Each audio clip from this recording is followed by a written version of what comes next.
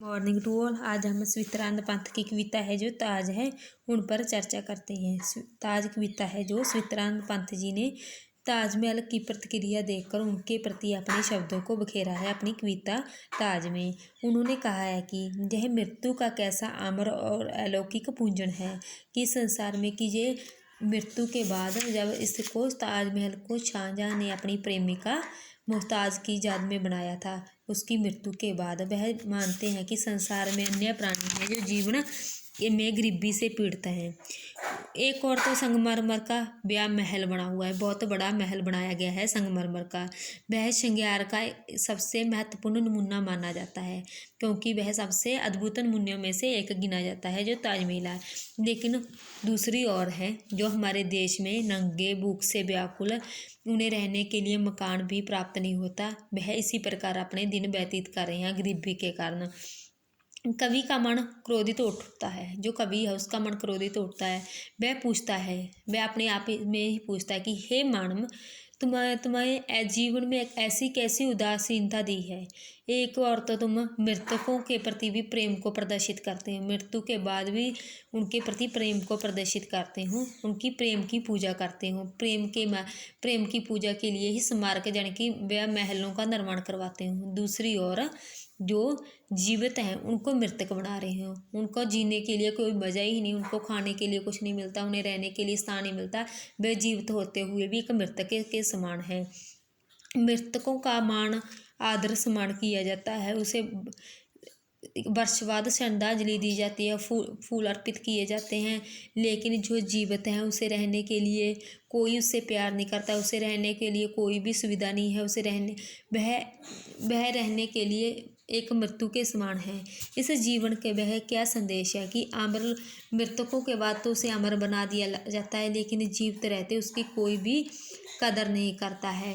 कवि ने कहा है कि यह ईश्वर की अनुभूतियाँ हैं, यह ईश्वर के दिए हुए सुख दुख हैं जो उसे भोगने पड़ते हैं। यही मानवता का धर्म है, क्योंकि मानवता का जो धर्म होता है वह जो समाज द्वारा चलाए हुए नियमों के अनुसार ही चलता है। जो ताजमहल था जो वह शाहजहां ने अपनी प्रेमिका मुमताज़ की याद में बनाया था।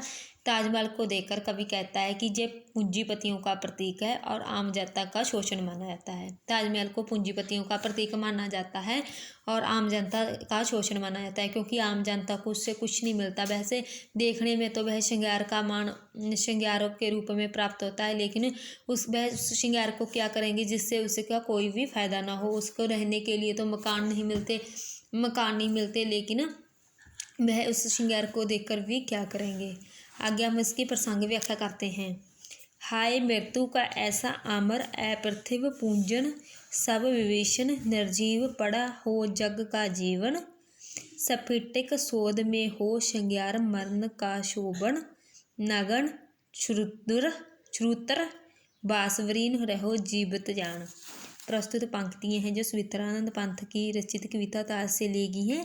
इसमें कवि ने ताजमहल के प्रति अपनी प्रतिक्रिया व्यक्त की है। वह कहते हैं कि एक मृत सम्राज्ञी यानी कि सम्राट की प्रेमिका की स्मृति में बनाई हुई ताजमहल को देखकर उनका मन है वह क्रोधित उठता है। वह प्रश्न करता है कि जब विश्व का जीवन भूख प्यास और गरीबी के बंधनों में जकड़ा हुआ है, कि जो विश्व है पूरे विश्व में, ऐसा नहीं हम कह सकते कि हमारे भारत में गरीबी है, बाहर दूसरे देशों में भी लोग बहुत गरीब और भूख या प्यास से मरे जा रहे हैं, जकड़ा हुआ है। जहाँ प्रत्येक व्यक्ति परिश्रम करके पूरे साधन प्राप्त करने में असमर्थ है, जहाँ पर प्रत्येक व्यक्ति दिन भर परिश्रम करता है, कठिन परिश्रम करके भी उसे पूरे साधन प्राप्त नहीं होते। चारों तरफ जो साम्राज्य में दुख हुआ था, क्योंकि सभी व्यक्ति जीवित रहते हुए भी एक मृतक व्यक्ति के समान थे कि उसे जीवन में कोई भी सुख प्राप्त नहीं होता था। दूसरी ओर किसी मृत व्यक्ति का ऐसा समान श्रृंगार पूजन देखकर उसे सभी भौतिक तत्वों, जो उसकी मृत्यु को किसी भी वस्तु की जरूरत नहीं होती फिर भी उसे सभी भौतिक तत्व दिए वरदान किए गए हैं, तो यह कैसी विडंबना है। यह कैसे समाज की कैसी विडम्बना है कि जहाँ सामान्य जनजीवन नागण भूखा रहकर अपने शरीर को ढकने के लिए उसके पास कपड़े भी नहीं है, रहने के लिए झोपड़ी भी नहीं मिलती है, उसे जीवन की पार्थिव जो जरूरी आवश्यकताएं होती हैं वह भी पूरी नहीं होती। दूसरी ओर श्वेत सफ़ेद पत्थर का खूबसूरत महल बना दिया गया है, वह बनाकर मृत्यु की शोभा को क्यों बढ़ाया जा रहा है? एक मृत्युक व्यक्ति के प्रति इतनी शोभा को क्यों बढ़ाया जा रहा है? कवि प्रश्न पूछ रहा है। क्या जीवन मानव के कल्याण के लिए मृत्यु को ज़्यादा महत्व दिया जा रहा है?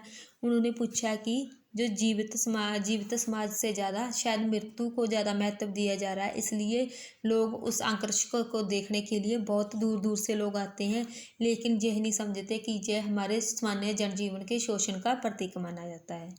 कवि ने सामंत वर्ग की विषमताओं का वर्णन किया गया है।